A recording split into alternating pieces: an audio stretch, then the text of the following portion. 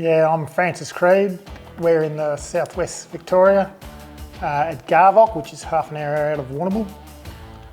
We're milking 350 Jersey cows on a milking platform of 600 acres, milking DeLaval VMS V300 robots. We've got 6 of them, and it's just a lot easier than we used to milk.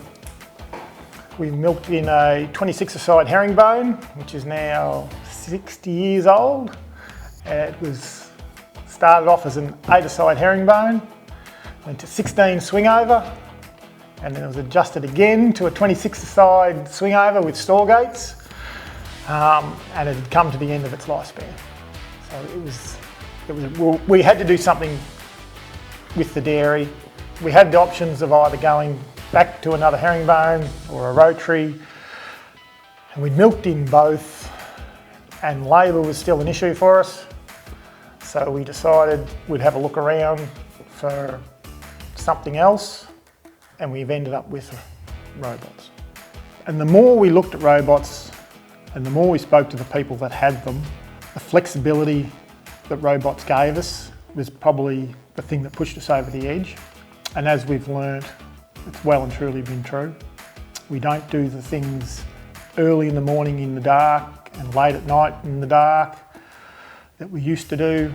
The robots just milk the cows and you become a manager of cows, and it's made things a lot simpler, and it's certainly freed us up a lot to do things with family. Like, I never would have seen kids before school, whereas now you see them in the morning before school, or you take them to school, or you take them to football training, or basketball training, or netball training, or all those sorts of things. And we probably do different jobs at different times of the day than we used to do, because you have the flexibility to do it.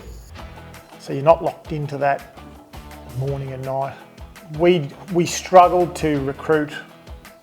We've had good employees in the past, and but we've had a lot of trouble, like a lot of dairy farms have had trouble to retain staff. So something had to change. If we didn't have the robots now, we would not be milking cows. It's as simple as that. So Scanlon's Dairy Centre in Terang are our local DeLaval dealer, and they've been fantastic.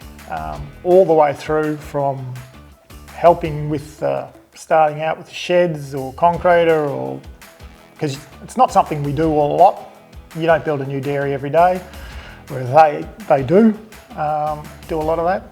They've had the support from DeLaval behind the scenes with their team as well.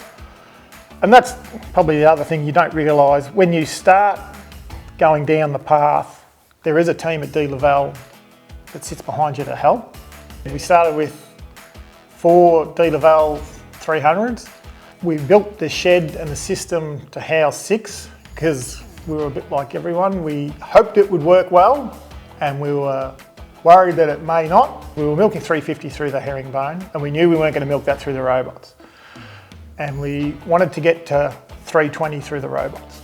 So there's a limit to how many cows you can physically push through the robots to get them started. We're used to bringing them up in groups of 50 to get them used to it. It used to take about 2 weeks to go from not going through the dairy at all to come up out of the paddock themselves. And I used to find after about 3 days, everyone was given their milking. But it's just getting them used to coming into the robot, getting the feed, going out. As we got more and more cows, so we went from 150 to 200 to 250 to 300 to finally a 320, they knew that if they all came up at a certain time, I'm standing here quite a while and I'm not happy. So they would turn around and go down the paddock, and they learnt.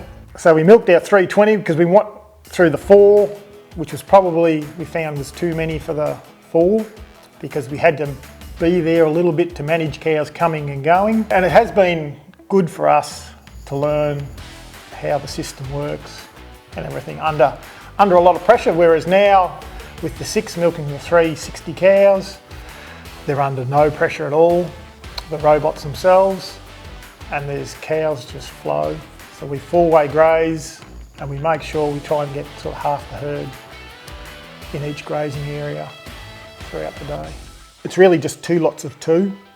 Our herd is really just split twice a day So I want my cows to get fed, and I've noticed the heifers especially, they are certainly the last ones to get milked, but they've always going on to feed, whereas before, especially in the herringbone, when you're milking for 2.5 hours, those heifers would go out onto the last feed, the worst feed, whereas now they're always going on to fresh feed. And I've noticed their condition has certainly improved since we've had the robots. That's probably the other thing too. We don't get a lot of lame cows now because you don't push cows. You'll see them when they come home. There'll be a big single line of cows. It's not a herd where they're all bunched up and you see the motorbike at the back of them pushing cows along. Yeah, they flow around the system. That's what we've been most pleased about, is our incompletes on the DeLaval robots have been so low compared to what I hear from other people with other robots. And we haven't taken cows out. Everyone just went in. We haven't sold any cows that didn't fit the system. They've all just, it's either you fit the system or you don't.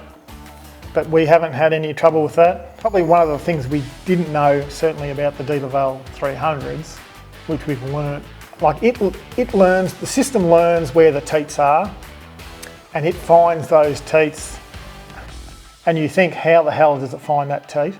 Because one cup will be on and then there'll be another little tiny teat stuck up next to it, but it pushes that cup over and hooks onto that teat. It won't, obviously, if you've got crossed over back teats that are like that, there's limitations. But yeah, we've been pleasantly surprised at how well, the camera will find teats. And the robots certainly copper belting on new heifers. Like I've had them just stand there and kick and kick and kick, and the robot just keeps going and puts it on, and those ones that were kicking after a couple of days are settled down and just like everyone else in the system, and away they go. I would say to a lot of people, if you're thinking of getting into robots, start with the basics, because a lot of things, especially with DeLaval, you can add on. It's not a big thing to add on, it's easy to do. So get your system in, get it working the way you want it to work, and just, you can add on later on. You just make the system fit what you want to do. Until you've actually got them yourself and working, it's one of those things. Until it's you doing it, do you know the strengths and weaknesses of the system? And they're probably a lot more cost effective than people realise, was probably the big thing. They're not as expensive, because if you're putting a new rotary in now, there's not much change out of $2 million. Yeah, and that's probably the biggest thing. It's still a lot of money, but you can spend a lot more money if you'd like, or you can put in a pretty basic system. And basic is probably not the right word, because the robots aren't basic, but you don't have to have all the bells and whistles to make the system work. People used to say to us, yeah, you're going to be up all the night getting up to robots. You'll get an alert for this and you'll get an alert for that. You can set what alerts you get. I haven't got up for months to an alarm at night.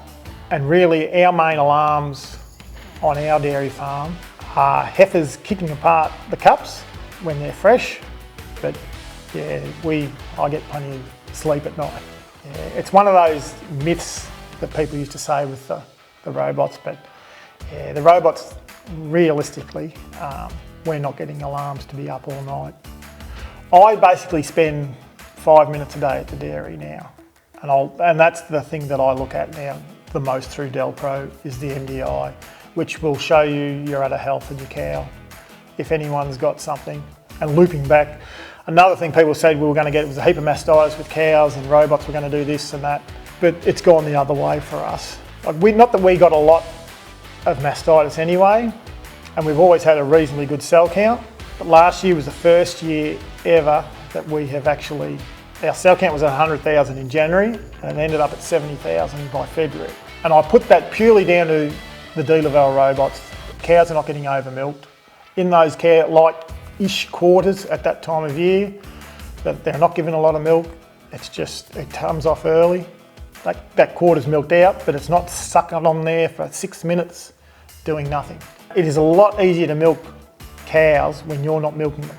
We could easily go to 420 cows, no problem. 350 or 360 is enough for us, for our system.